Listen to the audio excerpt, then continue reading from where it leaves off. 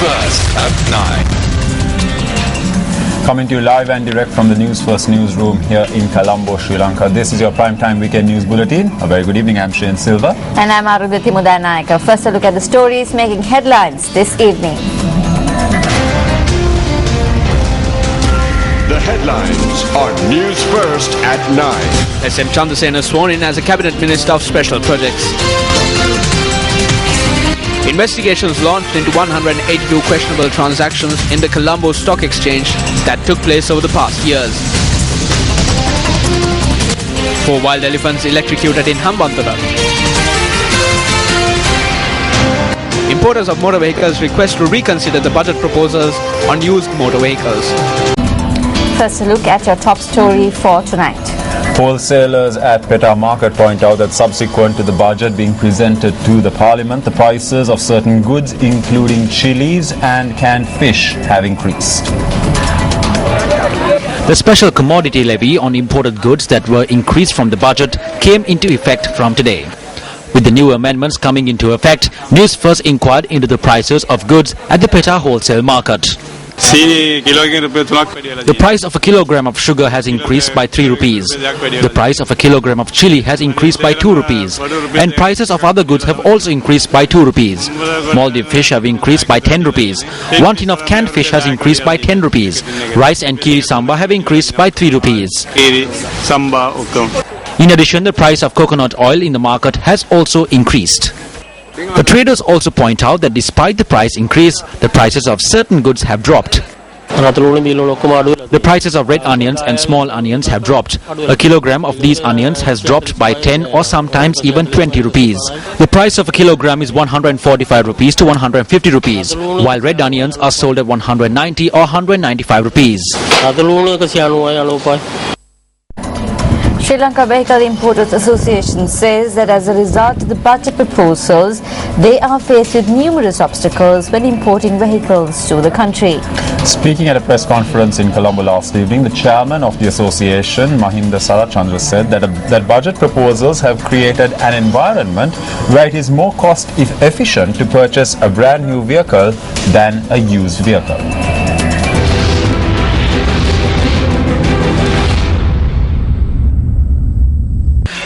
The 2014 budget proposed that the depreciation schedule for used motor vehicles be revised. According to the earlier depreciation schedule for used motor vehicles, the depreciated FOB value for 6 months after production stood at 90%. This value continued to decrease every 6 months. However, according to the new depreciation schedule proposed through the 2014 budget, a 90% depreciated FOB value is applicable for vehicles with a production date of over 1 year and less than 2 years. If you import a 2-year-old vehicle, then you will have to pay the same cost that you will have to incur when importing a new one. Then the sale of used motor vehicles will drop and consumers will have to buy brand new vehicles. The public will have to pay a tax of between 200,000 rupees and 1.4 million for a vehicle which had been used for around 2, 3, 5 or 6 months.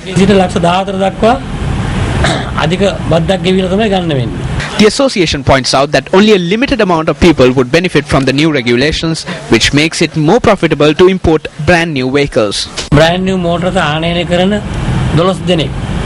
Through this, they have created the market necessary for about 12 companies that deal with brand new vehicles. We call on the officials to change the depreciation schedule. If not, we won't be able to maintain our businesses and many people will be left unemployed.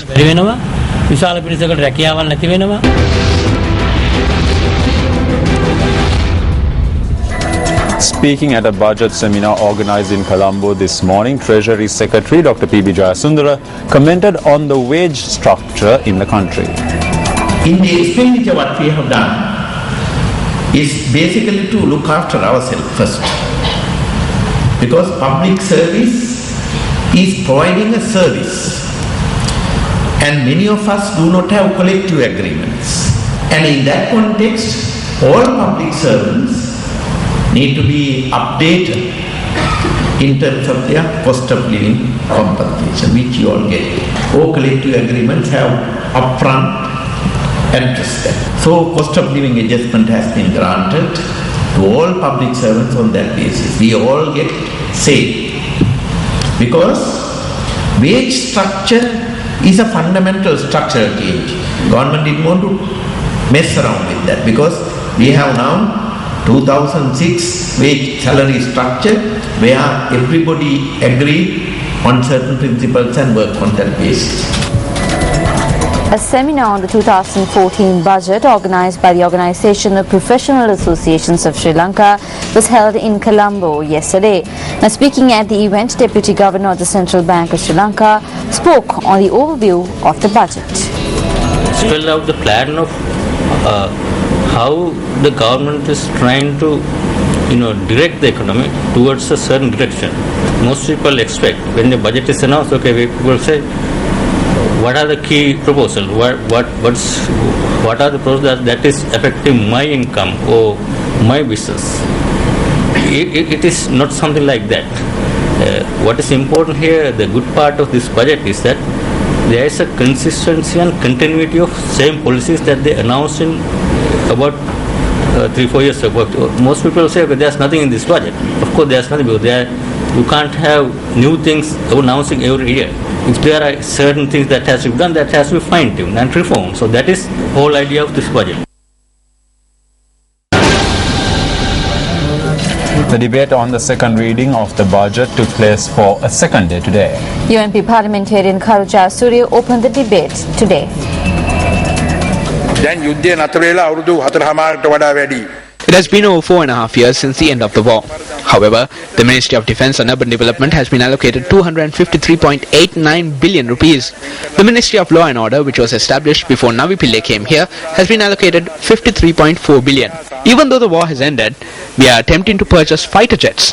It was mentioned in the media that Pakistan has agreed to sell JF-17 Thunder fighter jets developed by Pakistan and China. This government, which is ready to spend 2 billion on one of these aircraft, has only allocated $1.2 million for the subject of women's and children's affairs for the entire year. When presenting the budget for 2013, the cost associated with the Commonwealth Heads of Government meeting was not mentioned. We need to question once more how they spent 14 billion for Chogam.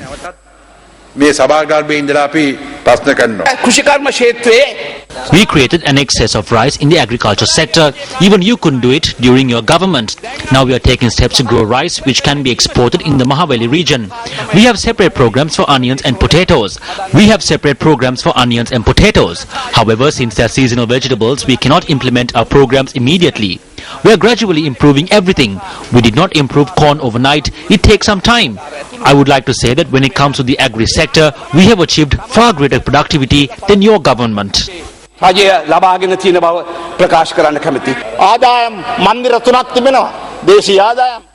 are 3 centers that generate revenue: inland revenue, excise and customs. Even the President said in his speech that all of them need to be reformed. This needs to be done. I consider it a challenge. It won't be easy. The situation in our society is reflected in these institutions. They have fallen victim to corruption and inefficiency. Their leadership has degraded. I believe that we need to carry out a large operation to reform these institutions. Deputy Minister of Finance, Indian Minister Dr. Sarath Amanugama says that 10 illegal deals that took place at the Colombo Stock Exchange in 2013 have been uncovered. Now, the minister made this statement in response to a query raised by UNP parliamentarian Ravi Karunanayaka. The SEC has identified 182 instances between 2008 January and 2012 December when stocks of companies listed in the stock exchange were traded in an irregular manner. They have identified 10 instances in January 2013 of such transactions. Investigations have been launched into 2 of them.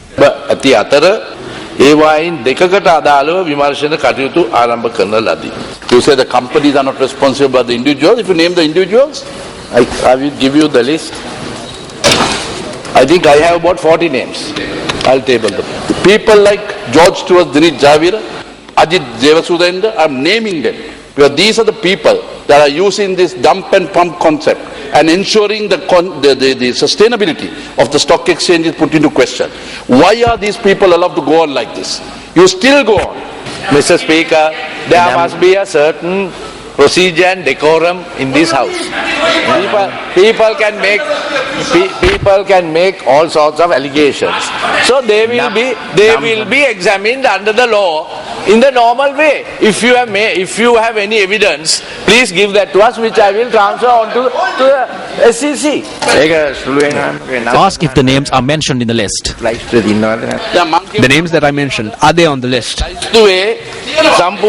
This list is not created by putting names mentioned by individuals such as yourself. There is a procedure of carrying out investigations. Mr. Speaker, this is wrong. The names I mentioned are on the list, else the Chief Justice could not have been sent home in 24 hours. UNP parliamentarian Sujiva Senasinghe raised a question in Parliament today on the Dik-Ovita fisheries harbour. What was the full cost for the construction of the harbour?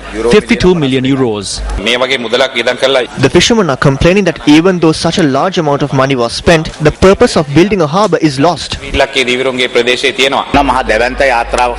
large number of foreign vessels have come to Sri Lanka. These vessels will also head to this harbour. We don't have a similar harbour close to Colombo. We will earn a good profit before long. But why aren't the prices of fish reducing? Between 2011 and 2013, the Treasury reports that the prices of fish have remained steady.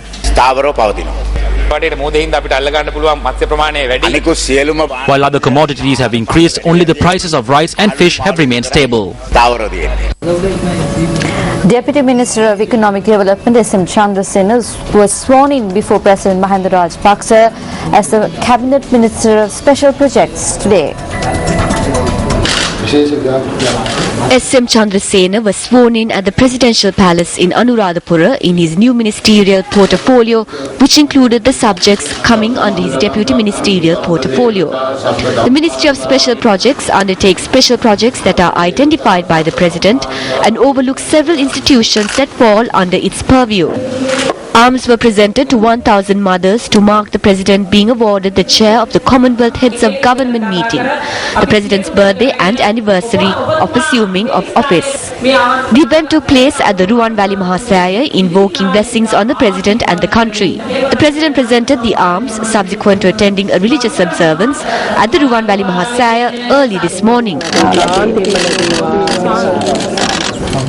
United National Party parliamentarian Sajith Premadasa says that the budget that was presented is one that increased the cost of living. The MP made this comment at an event held at the Angul Madua Vihara in Beliatta this morning.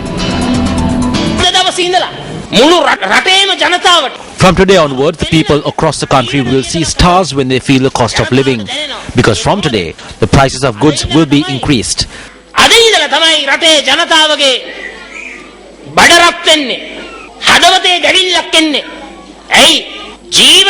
This is a budget that developed the cost of living and placed the burden on the people. This is a budget that rapidly increased the prices of goods. This is a budget where the rulers provided tax relief to the upper class and not to the people.